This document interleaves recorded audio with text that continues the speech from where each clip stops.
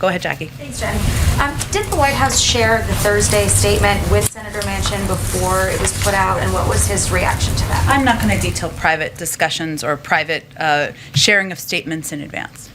And then on his call out to Democrats for badgering him, saying that they believe that he could be moved in his position somehow. Is there any regret within the White House or within discussions with Democratic leadership just about how this negotiation went, given that statement from him that he feels that he's been badgered and beaten?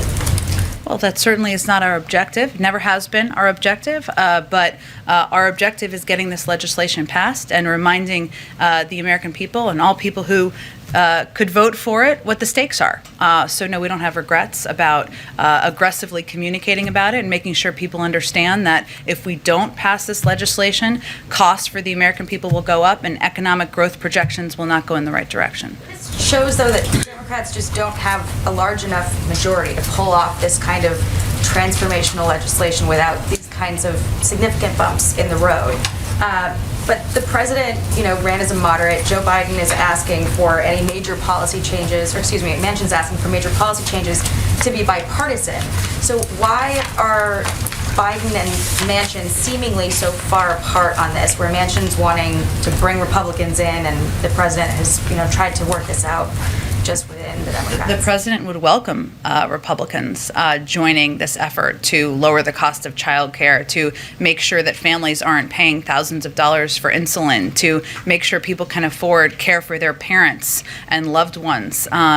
He would welcome that. I think it's not a secret that opposition is driven by the concern by many in the Republican Party that they don't want to raise taxes on corporations and highest income. That's not a secret, but certainly we'd welcome support or engagement from any Republicans in this effort to get this done. And then on Omicron and the announcements coming tomorrow, one of the items that you guys have consistently said is on the table and is being evaluated is vaccine mandates for domestic air travel. Is that something that you guys have reached a decision on? I don't have anything new on that. I think we've said in the past that masking is something we know is effective and works. I would expect tomorrow you'll hear more from the president on what we're going to do more about making vaccines and testing accessible and what the American people can expect over the next couple of months. Real quick on this ruling from the Sixth Circuit on the vaccine or test mandate. Obviously, this has been, a bit of back and forth between the different circuits, and it's still caught up in the whole process.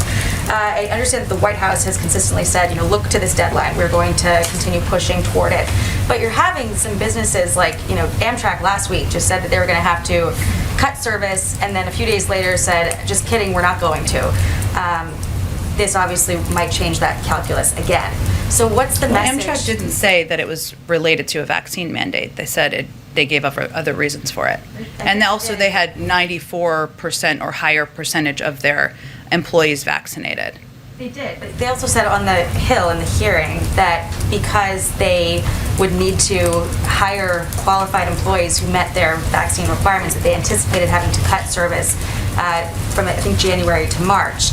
And I know what you're referring to, where they listed off some other concerns. I think it was related to hiring that was paused during the they talked about a range of challenges they were having, but also I would note that 94%, if not higher at this point, of Amtrak employees are vaccinated. We also know that 60% of businesses, if not higher at this point, have put in place vaccine requirements or testing requirements because they know it's effective for the economy and it creates a safe workplace. So we are certainly welcome the Sixth Circuit's decision. We feel that the vaccination or testing rules will ensure businesses enact measures that protect employees, create more certainty for the economy, and we don't feel that this is a time for organizations to be backing away from these requirements. You don't feel like this is a sort of back and forth, like businesses are getting whiplash, the customers are getting whiplash from announcements like this? I think what's clear is that if you have the vast majority of companies in this country putting in place restrictions and requirements, testing requirements, that it's an indication that this creates certainty in the workplace, ensures there's a healthy workplace, and that is outside of this OSHA requirement.